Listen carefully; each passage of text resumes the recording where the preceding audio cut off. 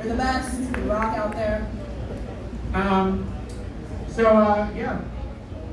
Tonight we're shooting our first shows for CW exclusively, which will start in February. I think February 6th is the air date. So we hope you watch us there.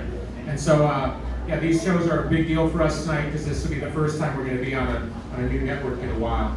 So if anybody has any questions, just feel free to ask. It's just easier to just let everybody talk, and otherwise I'll just ramble about things that you don't want to hear about. No, I'll just repeat the question. So anybody has questions, just raise your hand and I'll just repeat the question. Don't be shy. There you go. Yes, sir. First of all, it's an honor. Thank you. Would you consider me as your next guitar player? We recently announced that we're looking for a third guitar player for the Smashing Pumpkins, and I think since we announced that, and it went viral, I think we've had over 6,000 submissions.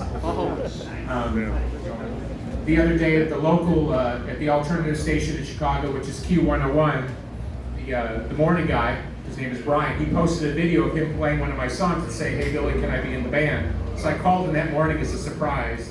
And his co-host is pregnant, not with his baby, but her husband's.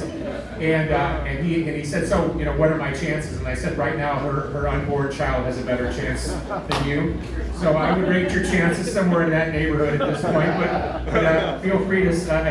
I think it's SP Guitar at Red Light Management if you want to join the call. I'm certainly not going to go through all 6,000 emails, but that's a lot of people applying for the gig.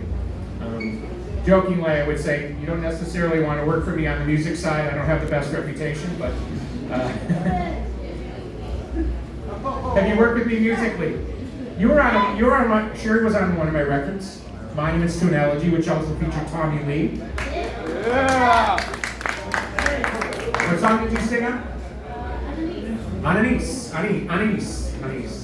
Okay, any other questions? Yes, sir. Perfect transition. Are any songs from Monuments going to be played this year since it's about the third time? Okay, that's really a Pumpkins fan question. He wants to know if any songs from that same album that Sherry was on from 2014. Thank you. You are a fan. I don't know yet. We haven't put together the set list. We're starting in Europe, I think, at the beginning of June. Yes, sir. Billy, what was the first wrestling show that you went to? You know what?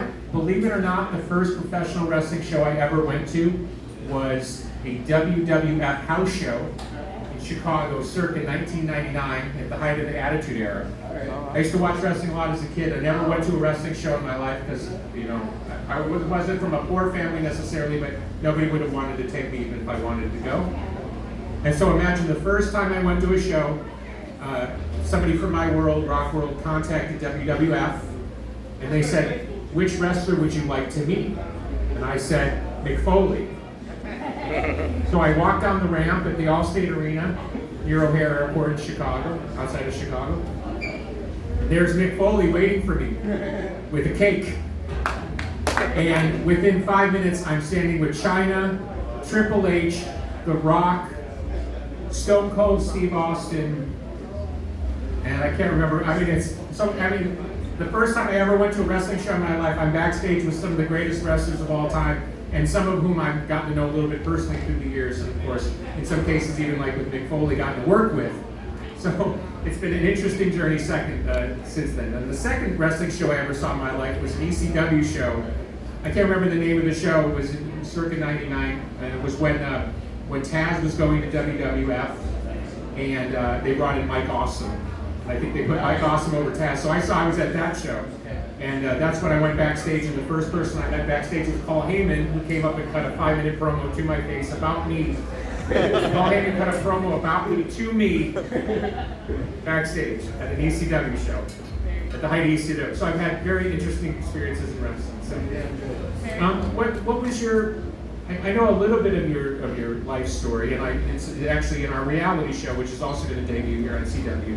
But I think it'd be interesting to the fans for you to talk about, because you were born in Haiti, and what attracted you not only to be a fan of professional wrestling, but become a professional wrestler.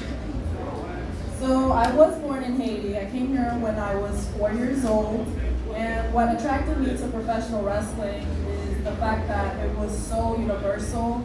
I didn't have to speak the language to understand what was going on. Like, boo this guy, cheer this guy's scary, I want to see this guy.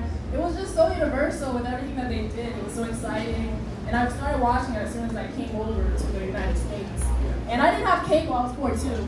I didn't have cable, so you watch SmackDown on the non-cable website, and everything. So that was a fond memory of mine. And I never grew out of it, because when you grow out of it, you start liking boys, you start doing things, but I never grew out of it. I wish it was true. She is from Haiti. Any other questions? Yes, sir. I want to prefix. I'm not too familiar with your work, but my friend here is a huge fan of yours, so I just want to let that. So, okay, he wants me to know he's not a fan. Okay, keep going. So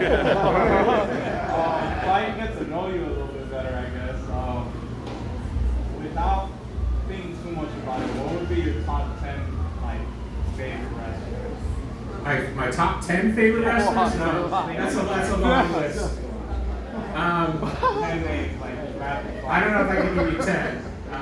What about 5? I think you can think of 5. Well, I grew up in Chicago. I was born in 1967. So I started watching professional wrestling starting in 1971 when I was 4 years old, living with a great-grandmother who was in her 80s who didn't speak English. 4 years old too? Yep, that's right. See, that's where we're connected. And so I didn't know what I was watching, but I didn't realize at the time that I was watching some of the greatest professional wrestlers at the time, but they were from Chicago. Dick the Bruiser, the Crusher, Barry Von Raschke, Nick Bockwinkel, Bobby Heenan. So I grew up on that. So those were my early legends. And then I didn't really pay a lot of attention during the 80s. I got all goth and thought wrestling was kind of weird, which it is.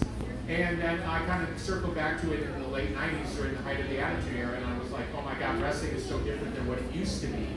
Of course, that was the ECW revolution, and of course, WWF was transforming during the height of the Attitude Era.